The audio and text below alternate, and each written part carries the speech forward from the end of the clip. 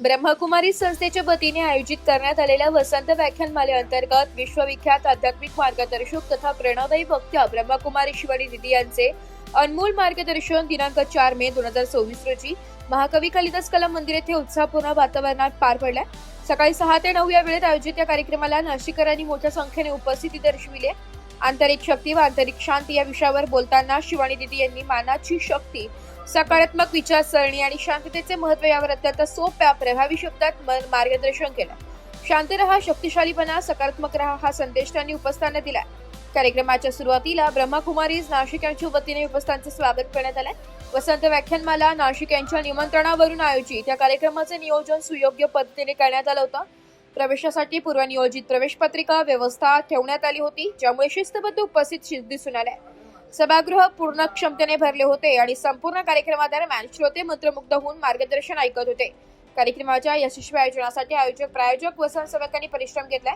या प्रेरणादायी व्याख्यानामुळे उपस्थितांना मानसिक शांतता, आत्मविश्वास आणि सकारात्मक जीवनदृष्टी मिळाल्याची भावना अनेकांनी व्यक्त केली आहे। तसेच नाशिक लोकशाही न्यूजशी बोलताना शिवानी दिदी यांनी आपले मनोगत व्यक्त केले।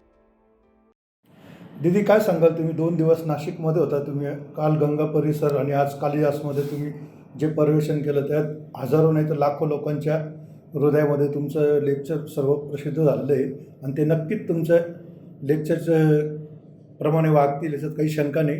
त्याबद्दल अधिक माहिती तुम्ही भाविकांना काय देणार आहे? ओम शांति।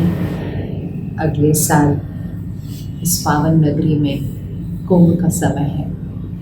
कुंभ अर्थात विश्व से हर आत्मा आएगी खुद को पावन बनाने के लिए, खुद की गलतियाँ कमज़ोरियाँ को ख़त्म कर, इसको हम कहते हैं पाप को नाश कर, पुण्य का खाता जमा कर पावन बनने के लिए।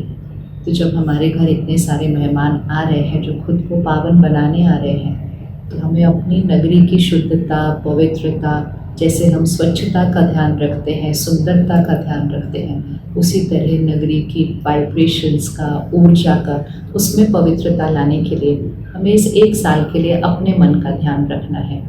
अपने मन का हर संकल्प शुद्ध हो, कर्म श्रेष्ठ हो, शब्द एक आशीर्वाद की तरह हो, अपनी शक्ति को बढ़ाना है ताकि जब सब आएंगे उनको वैसा बनने की सिर्फ समझ नहीं, लेकिन उनको सबको शक्ति मिल जाएगी। तो ये 1 साल थोड़ा सा समय रोज़ निकालें, परमात्मा से कनेक्शन जोड़ें। आप ब्रह्मकुमारी सेंटर पर आकर राजयोग मेडिटेशन सीखें। मेडिटेशन एक सिंपल तरीका है जिससे सर्वशक्तिवान के साथ कनेक्ट होकर हम आत्मा की शक्ति को बढ़ाकर अपने कर्मों को और श्रेष्ठ बना सकते हैं। तो बहुत सादगी, सरलता, बहुत शुद्धता है इस नगरी के अंदर, लेकिन सृष्टि पर कलयुग अति में जा रहा है तो उसका वायुमंडल असर पे करता रहता है। तो हमें अपनी शक्ति को और थोड़ा सा बढ़ाना है और यहीं से फिर स्वर्णिम भारत की शुरुआत कर सृष्टि पर सतयुग लाना है। ओम शांति। अब 2 थॉट उस पर चलेंगे। इसको ऐसा नहीं करना चाहिए था, अब 4 थॉट उस पर चलेंगे। फिर सिर्फ थॉट नहीं चलेंगे, फिर किसी से बोलने का मन करेगा। फिर जब सामने वाले से बोलेंगे तो 8 कर्म हो जाएंगे उसके मल्टीप्लाई होके, क्योंकि सामने वाला भी कुछ बोलेगा, फिर मैं भी कुछ छोटी छोटी बातों में घाटा हो रहा है।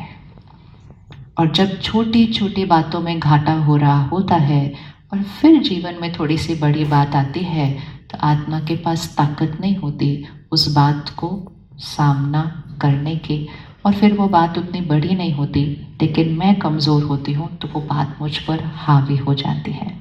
तो जीवन का एक लक्ष्य रखें, अपने हर कर्म से दुआएं कमाते जाएं।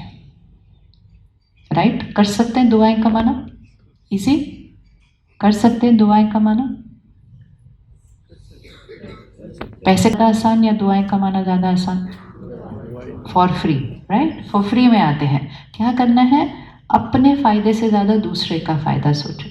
इवन एक सिंपल चीज़, आजकल देखो सड़क पे पार्किंग कम होती है, मार्केट सामने है, हम क्या करते हैं? अपनी गाड़ी लाते हैं या अपना स्कूटर लाते हैं, सामने लगा देते हैं जहाँ हमें ठीक लगता है।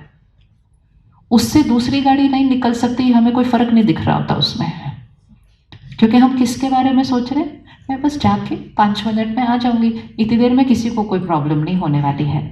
तो एंड वो बात राइट है, मैं सच्ची में दुकान से 5 मिनट में आ जाऊंगी।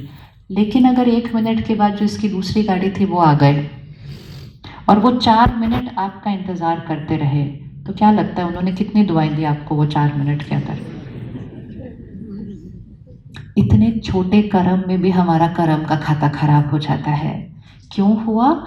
हमने उनके बारे में नहीं सोचा, हमने सिर्फ किसके बारे में सोचा? अपने बारे में सोचा।